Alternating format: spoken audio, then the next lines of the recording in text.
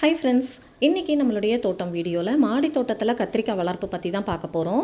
கத்திரிக்காய் வளர்ப்பு மட்டும் கிடையாது, கத்திரிக்காயில் இருக்கக்கூடிய பன்மயம், அதாவது என்னென்ன ரகங்கள் இருக்குது அப்படிங்கிறதையும், கத்திரிக்காய் வளர்ப்பில் நமக்கு ஏற்படக்கூடிய சவால்கள், அப்புறம் அதை எப்படியெல்லாம் சரி பண்ணலாம் அப்படின்ற வழிமுறைகள், அப்படி எல்லாத்தையுமே டீட்டெயில்டாக சொல்ல போகிறேன். ஸோ வீடியோவை ஸ்கிப் பண்ணாமல் பாருங்கள். கத்திரிக்காய்னு நம்ம பொதுவாக சொல்லிட்டாலும் கத்திரிக்காயிலேயே நிறைய ரகங்கள் இருக்குது. மாவட்டத்துக்கு ஒரு ரகம் அப்படின்றது இல்லாமல் ஊருக்கு ஒரு ரகமே இருக்குது. உதாரணத்துக்கு கும்பகோணம் கத்திரி, வேலூர் முள் கத்திரி, இளவம்பாடி கத்திரி, பவானி கத்திரி, கோவை வரி கத்திரி, செவந்தம்பட்டி கத்திரி அப்படின்ட்டு நிறைய ரகங்கள் இருக்குது. நம்ம இனிய மாடி தோட்டத்தில் இது வரைக்கும் ஒரு 9 வகையான கத்திரிக்காய்களை நம்ம முயற்சி பண்ணி அறுவடை எடுத்திருக்கோம். இந்த சீசன்லேயும் ஒரு 3 வகையான கத்திரிக்காய்களை நான் போட்டிருக்கேன். மாடி தோட்டத்தை பொறுத்த வரைக்கும் தக்காளி, கத்திரிக்காய், வெண்டைக்காய், பச்சை மிளகாய் இந்த மாதிரியான அடிப்படை காய்கறிகளை வளர்க்குறது ரொம்பவே சுலபம். சின்ன சின்ன விஷயத்தை நம்ம கரெக்டாக ஃபாலோ பண்ணாலே போதும், நல்ல அறுவடை எடுக்கலாம்.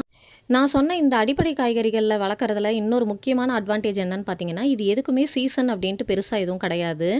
இப்போ அவரை இதெல்லாம் பார்த்தீங்கன்னா சீசன் பார்த்து விதைக்கணும். ஆனால் இந்த மாதிரியான அடிப்படை காய்கறிகளை நம்ம எப்போ வேணால் விதைக்கலாம். ஸோ கத்திரிக்காய் வளர்க்குறதுக்கும் ஆடிப்பட்டம், தைப்பட்டம் அப்படின்ட்டு எதையுமே பார்க்க வேண்டியதில்லை. கத்திரிக்காய் வளர்க்குறதுக்கு க்ரோ பேக் சைஸ் அப்படின்னு பார்த்தீங்கன்னா 12க்கு 12 கரெக்டாக இருக்கும். இந்த 12க்கு 12 க்ரோ பேக் சைஸில் நம்ம ஒரு கத்திரிக்காய் செடியை வளர்க்கலாம். வாட்டர் கேன் அப்படின்னு எடுத்துக்கிட்டிங்கனாலும் ஒரு செடி வளர்க்கலாம் ஒரு வாட்டர் கேனில். அதே மாதிரி இதுக்கு மண்கலவை அப்படின்னு பார்த்தீங்கன்னா ரொம்ப ரெகுலரான மண்கலவை தான். எப்பயுமே நான் எல்லா வீடியோலையும் திரும்ப திரும்ப சொல்கிறது, நம்ம மண்கலவையில் நிறைய மக்குச்சத்து நிறைந்த பொருள்களை நம்ம உபயோகிக்கிறது ரொம்பவே நல்லது. அதாவது மண் எந்த அளவுக்கு இருக்கோ அந்த அளவுக்கு நம்ம காய்கறி கம்போஸ்ட், அப்புறம் இலத்தலை குப்பை இது எல்லாத்தையும் நம்ம சேர்த்துக்கலாம் அதில். இது போக தொழு உரம், மண்புழு உரம் இது எல்லாத்தையுமே நம்ம சேர்த்துக்கலாம் மண்கலவையில். அதே மாதிரி இந்த பொருள்கள் எல்லாம் சேர்க்கறதுக்கு பெருசாக அளவெல்லாம் எதுவுமே கிடையாதுங்க. மண் எந்த அளவுக்கு சேர்த்துருக்கோமோ அதுக்கு ஈக்குவலாகவோ இல்லை அதை விட அதிகமாகவோ இந்த விஷயங்களை சேர்க்கறது ரொம்பவே நல்லது. அடுத்து பார்த்திங்கன்னா விதைக்கிற முறை. நம்ம விதைகளை விதை நேர்த்தி பண்ணணும் அப்படின்ட்டு அவசியம் இல்லை. இதெல்லாம் சின்ன சின்ன விதைகள் தான். அப்படி விதை நேர்த்தி பண்ணணும் அப்படின்னா நம்ம மழை தண்ணிலையோ இல்லை தக்காளி சாறு, இளநீ, தேங்காய் தண்ணி இதில் எதில் வேணால் நம்ம விதை நேர்த்தி பண்ணலாம். சும்மா ஒரு 10 நிமிஷம் அந்த விதைகளை போட்டு எடுத்தாலே போதும். விதைக்கிற முறை அப்படின்னு பார்த்தீங்கன்னா, டைரெக்டாக நம்ம எதில் வளர்க்க போகிறோமோ அந்த கண்டெய்னர்லேயோ இல்லை க்ரோ பேக்லேயோ டைரெக்டாகவும் விதைக்கலாம். அப்படி இல்லைன்னா நம்ம குழித்தட்டில் போட்டு நாற்று எடுத்து அதுக்கப்புறமாவும் க்ரோ பேக்கில் மாற்றி அமைக்கலாம். விதைகளை விதைச்சி 5 நாள்லேருந்து 1 வாரத்துக்குள்ளே முளைக்க ஆரம்பிச்சிரும். நம்ம குழித்தட்டில் விதைகளை போட்டிருந்தோம் அப்படின்னா அதை எடுத்து மாற்றி நடுறதுக்கு ஒரு குறைஞ்சது சுமார் ஒரு 20 நாளாவது தேவைப்படும். அந்த முதல் 2 இலைகள் வருது பார்த்தீங்களா, அதுக்கப்புறம் ஒரு 2ஆம் கட்ட வளர்ச்சின்னு வரும். அதுக்கப்புறம் நம்ம எடுத்து மாற்றி நம்ம க்ரோ பேக்கில் நடவு செஞ்சோம்னா கரெக்டாக இருக்கும். ஆனால் நான் என்னுடைய மாடி தோட்டத்தில் எப்பயுமே நேரடி விதைப்பு தான் பண்ணுறது. அதாவது எந்த க்ரோ பேக்கில் வளர்க்க போகிறனோ அதுலேயே தான் விதைகளை விதைப்பேன். விதைச்சி ஒரு மாதத்தில் செடிகள் நல்லா வளர்ந்து நிற்கும். தொடக்க நிலையில் அந்த கத்திரிக்காய் செடிகளுடைய இலைகள் எல்லாம் பார்த்திங்கன்னா நல்லா பெருசு பெருசாக வரும். 1.5 மாதத்துலேயே உங்களுக்கு கத்திரிக்காய் செடியில் பூக்கள் பூக்க தொடங்கிடும். இந்த ஸ்டேஜில் எல்லாரும் ஃபேஸ் பண்ணுற ஒரு பிரச்சனை என்ன அப்படின்னு பார்த்தீங்கன்னா பூக்கள் உதிர்வு தான். எல்லா காய் கொடுக்குற செடியிலையும் பூக்கள் உதிர்வு அப்படின்றது ரொம்ப சாதாரணமான விஷயந்தான். இந்த பூக்கள் உதிர்வு பிரச்சனையை நம்ம சரி பண்ணுறதுக்கு தேமூர் கரைசலை கொடுக்கலாம். அப்படி தேமூர் கரைசல் கொடுக்க முடியாத பட்சத்தில் நல்லா புளிச்ச மோரை நீருக்கு கரைச்சி அதுக்கப்புறமா ஸ்ப்ரே பண்ணி விடலாம். இந்த ஸ்டேஜ் வரைக்குமே நம்ம செடிகளுக்கு பெருசாக எதுவும் உரங்கள் கொடுக்கணும் அப்படின்ட்டு அவசியம் கிடையாது. ஏன்னா நம்ம மண் கலவையிலேயே நிறைய மக்குச்சத்து நிறைந்த பொருட்களை நம்ம சேர்த்துருக்கோம். அதுவே போதுமானதாக இருக்கும். அரிசி, பருப்பு இதெல்லாம் கழுவுறோம் பார்த்தீங்களா, இந்த தண்ணியை ரெகுலராக கொடுத்துட்டு வந்தாலே போதும். பெருசாக எதுவும் உரங்கள்லாம் தேவையில்லை. இந்த அரிசி, பருப்பு கழுவுன தண்ணியை நம்ம அன்னன்னைக்கே, அதாவது இன்றைக்கி கழுவுன தண்ணியை இன்றைக்கே கொடுக்கறத விட அது ஒரு நாள் நல்லா புளிக்க வச்சு அதுக்கப்புறமா டைல்யூட் பண்ணி செடிகளுக்கு நம்ம கொடுக்கறது ரொம்பவே இன்னும் நல்லாயிருக்கும். அடுத்து பூக்கள் எல்லாமே பிஞ்சுகள் பிடிச்சு காய்க்க ஆரம்பிக்கும். இந்த ஸ்டேஜில் ஏதாவது எக்ஸ்ட்ரா உரம் கண்டிப்பாக நம்ம செடிகளுக்கு தேவை. பஞ்சகாவியம், ஜீவாமிர்தம் இல்லைனா மீன் அமிலம் இந்த மாதிரி ஏதாவது ஒரு வளர்ச்சி ஊக்கிய வாரம் ஒரு முறை நம்ம கொடுக்கறது நல்லது. கத்திரிக்காய் செடியில் வரக்கூடிய இன்னொரு முக்கியமான பிரச்சனை என்ன அப்படின்னு பார்த்தீங்கன்னா இந்த தண்டு துளைப்பான். செடிகள் நல்லா பச்சை பசேல்னு சூப்பராக வளர்ந்து நிற்கும். திடீர்னு ஒரு நாள் பார்த்தீங்கன்னா இலைகள் எல்லாம் அப்படியே தொங்கி போய் செடியெல்லாம் வாடிடும். அதுக்கு காரணம் இந்த தண்டு துளைப்பான் தான். நீங்கள் நல்லா கவனித்து பார்த்தீங்கன்னா தண்டு பகுதியில் ஏதாவது ஒரு இடத்துல ஒரு ஓட்டை இருக்கும். அந்த ஓட்டையில் தான் அந்த தண்டு துளைப்பான் இருக்கும். இதை நம்ம பார்த்து நீக்கிட்டாலே போதும், செடியை காப்பாற்றிடலாம். இந்த பிரச்சனையை நம்ம தொடக்கத்திலேயே கவனிக்காமல் விட்டோம் அப்படின்னா மொத்த செடியே காலி பண்ணி விட்டுரும். ஸோ எந்த தண்டு பகுதியில் இல்லைனா எந்த பிரான்ச்சில் அந்த தண்டு துளைப்பான் இருக்கோ அதை அப்படியே அதுக்கு கீழே 1 இன்ச் வரைக்கும் நம்ம வெட்டி விட்டுறணும். அந்த இடத்துல பிஞ்சு இருக்குது, பூ இருக்குது அப்படின்னு எதையுமே யோசிக்கக்கூடாது. அப்படி நம்ம யோசித்து அப்படியே விட்டோம்னா மொத்த செடியுமே காலி பண்ணிரும். ஸோ அந்த இடத்துல நம்ம கட் பண்ணி விட்டுறணும். கட் பண்ணி விட்டுறதால நமக்கு எந்த பாதிப்பும் ஆகாது. திரும்பவும் செடி நல்லா தழைஞ்சி சூப்பராக வந்துடும். தண்டு துளைப்பான் அப்படிங்கிறது மாவு பூச்சி, இலைப்பேன் மாதிரி வெளியிலேருந்து வர்றது கிடையாது.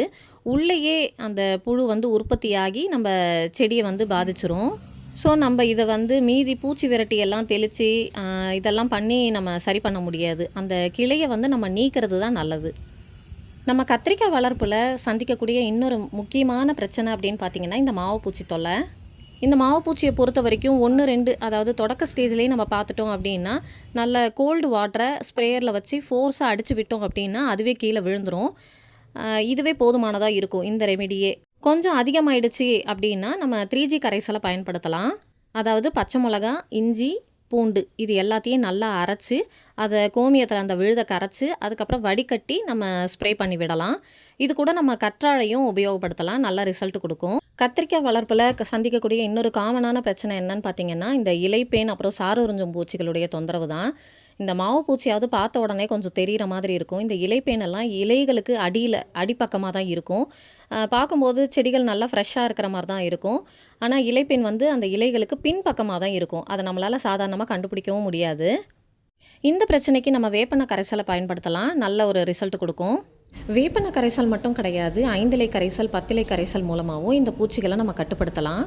இந்த 5 இலை கரைசலை நம்ம மாடி தோட்டத்தில் கிடைக்கக்கூடிய ரொம்ப எளிமையான பொருள்களை வச்சு ஈஸியாக எப்படி தயாரிக்கலாம் அப்படின்ட்டு ஏற்கனவே நம்ம சேனலில் நான் வீடியோ போஸ்ட் பண்ணியிருக்கேன்.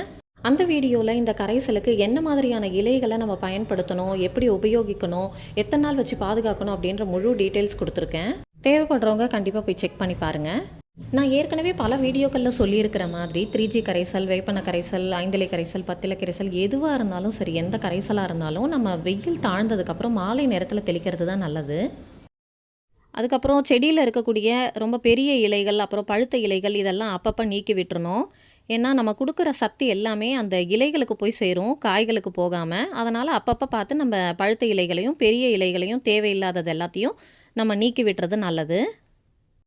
கத்திரிக்காயை பொறுத்த வரைக்கும் நல்லா பராமரிச்சுட்டு வந்தோம் அப்படின்னா 1 வருஷம் 2 வருஷம் வரைக்கும் காய் கொடுக்கக்கூடிய செடிகள் எல்லாம் இருக்குது. அதுக்கடுத்து கத்திரிக்காய் வளர்ப்பில் நம்ம செய்ய வேண்டிய ரொம்ப முக்கியமான விஷயம் அப்படின்னு பார்த்திங்கன்னா ப்ரூனிங், அதாவது கவாத்து பண்ணி விடுறது. காய்க்க தொடங்கி ஒரு 2-3 அறுவடை எடுத்ததுக்கப்புறம் நம்ம கண்டிப்பாக ப்ரூனிங் பண்ணி விடணும்.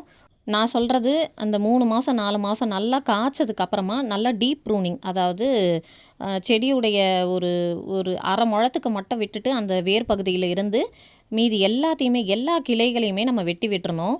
இந்த மாதிரி பண்ணும் பொழுது நல்லா புது கிளைகள் புது இலைகள் எல்லாம் தழைஞ்சி நமக்கு திரும்பவும் அறுவடை கொடுக்க ஆரம்பிக்கும். நல்லா டீப் ப்ரூனிங் பண்ணதுக்கப்புறம் 2வதாக ஒரு அறுவடை வருது பார்த்திங்களா, அது வந்து முதல்ல இருந்த அறுவடையை விட இன்னும் சிறப்பான அறுவடையாகவே இருக்கும். நிறைய பேர் ப்ரூன் பண்ணுறதுக்கே ரொம்ப யோசிப்பாங்க. ஐயோ இன்னும் பூக்கள் இருக்குது, அதை எப்படி அந்த பூக்களோட மொட்டுக்களோட நம்ம எப்படி ப்ரூன் பண்ணுறது அப்படின்ட்டு யோசிப்பாங்க. ஆனால் இப்படி ப்ரூன் பண்ணுறது மூலயமா தான் இன்னும் நமக்கு நிறைய காய்கள் கிடைக்கும். ஏன் நான் ப்ரூனிங்கை பற்றி இவ்வளோ தூரம் சொல்கிறேன் அப்படின்னா, நானும் தொடக்கத்தில் ப்ரூன் பண்ணுறதுக்கு ரொம்ப யோசிப்பேன். ஆனால் ஒரு தடவை ஃப்ரிட்ஜ் பாக்ஸில் வச்சுருந்த கத்திரிக்காய் செடியில் நிறைய கம்பளி பூச்சி தாக்குதல் வந்துருச்சு. அதிலருந்து செடியை காப்பாற்றுறதுக்காக ஃபுல்லாகவே அப்படியே கட் பண்ணி விட்டுட்டேன். தண்டு பகுதியில் அந்த மெயின் தண்டு இருக்குது பார்த்திங்களா, அதில் வந்து ஒரு 10-15 சென்டிமீட்டர் கூட இருக்காது, அந்தளவுக்கு விட்டுட்டு எல்லாத்தையுமே கட் பண்ணிட்டேன். ஆனால் திரும்பவும் நம்ம மழைக்கும் அப்புறம் நம்ம ஊற்றுற தண்ணிக்கு இது எல்லாத்துக்கும் சூப்பராக தழைஞ்சி நல்லா இப்போ முதல்ல இருந்ததை விட இன்னும் செழுமையாக இருக்குது அந்த செடி. அதை கண்கூட பார்த்ததால தான் அந்த ப்ரூனிங்குடைய எஃபெக்ட் என்ன அப்படின்றது எனக்கு புரிஞ்சுது. அதனால தான் சொல்கிறேன் கத்திரிக்காய் செடியை ரெகுலராகவே ப்ரூன் பண்ணுங்கன்ட்டு. கத்திரிக்காயிலேருந்து விதைகள் சேகரிக்கிறதும் ரொம்பவே சுலபம். எந்த காயை நம்ம விதைக்காக விடுறோமோ அதை வந்து செடியிலேயே அப்படியே விட்டுறணும் பறிக்காமல். நல்லா முத்தந்துக்கப்புறம் பழுக்க ஆரம்பிக்கும். பழுக்க ஆரம்பிக்கும்போது மஞ்சள் கலரில் அந்த கத்திரிக்காய் வந்து மாறும். நிறைய பேர் பண்ணுற தப்பு என்னென்னா, இந்த மாதிரி மஞ்சள் கலரில் மாறின உடனே அதை பறிச்சிடுறாங்க. அந்த மாதிரி பண்ணக்கூடாது. செடியிலேயே இன்னும் அந்த மஞ்சள் கலர்லாம் மாறின அந்த கத்திரிக்காய் வந்து செடியிலேயே நல்லா பழுக்கும், பழுத்து வெடிக்க ஆரம்பிக்கும். தொட்டு பார்த்திங்கனாலே நல்லா சாஃப்டாக இருக்கும். நம்ம உதாரணத்துக்கு பார்த்திங்கன்னா, இந்த சாம்பார்லலாம் நம்ம போட்டுட்டோம்னா, அந்த கத்திரிக்காய் எவ்வளோ சாஃப்ட் ஆகிடும், அந்தளவுக்கு சாஃப்ட் ஆகிடும். அதுக்கப்புறமா அதை வந்து நம்ம கட் பண்ணி ஒரு ஏர்டைட் கண்டெய்னரில் போட்டு வச்சிடணும். அந்த கண்டெய்னர்லேயே, அந்த டப்பாலேயே அந்த கத்திரிக்காய் வந்து நல்லா அழுக ஆரம்பிக்கும். நல்லா பழுத்து அழுக ஆரம்பிக்கும். அதுக்கப்புறமா இந்த ஸ்டேஜில் தான் பார்த்திங்கன்னா, நம்ம அதை நல்லா வாஷ் பண்ணி விதைகளெல்லாம் தனியாக சேகரித்து, நல்லா அது காஞ்சதுக்கப்புறமா நம்ம ஒரு ஏர்டைட் பாக்ஸில் போட்டு வச்சுக்கலாம். அப்படி போடும்பொழுது நம்ம சாம்பலையும் கொஞ்சம் போட்டு வச்சோம்னா பூச்சி அடிக்காமல் இருக்கும். நம்ம விதை எடுக்கக்கூடிய காய் ரொம்பவே முக்கியம். முதல் அறுவடையிலேயே நம்ம அந்த விதை எடுக்கக்கூடிய காயை சூஸ் பண்ணக்கூடாது. ஒரு 2, 3 அறுவடை ஆனதுக்கப்புறமா தான் சூஸ் பண்ணணும். அதே மாதிரி செடியுடைய முடிகிற காலம் இருக்குது பார்த்தீங்களா, அந்த ஸ்டேஜ்லேயும் நம்ம காயை வந்து விதைக்காக எடுக்கக்கூடாது. ஒரு 2 அறுவடை 3 அறுவடை முடிஞ்சதுக்கப்புறம் நம்ம விதைக்காக காய்களை விடலாம். அப்புறம் விதைக்குன்னு விடுற காய் நல்லா பூச்சி அடிக்காமல் நல்லா திரட்சியாக செழுமையாக இருக்கக்கூடிய காயாக பார்த்து நம்ம விதைக்கு விடணும். இது வரைக்கும் நம்ம இனிய மாடி தோட்டத்தில் ஒரு 9 வகையான கத்திரிக்காயை நம்ம முயற்சி பண்ணி அறுவடை பண்ணியிருக்கோம். அது என்னென்னா கோவை வரி கத்திரி, பவானி கத்திரி, பிளாக் பியூட்டி பிரிஞ்சால், அப்புறம் ஆண்டார்குள கத்திரி, தொப்பி கத்திரி, வெள்ளை கொத்து கத்திரி, மணப்பாறை கத்திரி, அப்புறம் வெள்ளை முட்டை கத்திரி, பச்சை குண்டு கத்திரி அப்படின்ட்டு எல்லாத்தையும் முயற்சி பண்ணியிருக்கோம். இந்த சீசனுக்கும் நான் வந்து ஊதா கொத்து கத்திரியும் பச்சை நீட்டு வெரைட்டியும் போட்டிருக்கேன். சுவைன்னு பார்த்தீங்கன்னா எல்லாமே ரொம்ப நல்லாயிருக்கும். எனக்கு பர்சனலாக பிடிச்சது கோவை வரி கத்திரியும் பவானி கத்திரியும் தான். அதே மாதிரி முள் இருக்கக்கூடிய வெரைட்டி எல்லாமே டேஸ்ட்டு சூப்பராக இருக்கும்னு சொல்லியிருக்காங்க.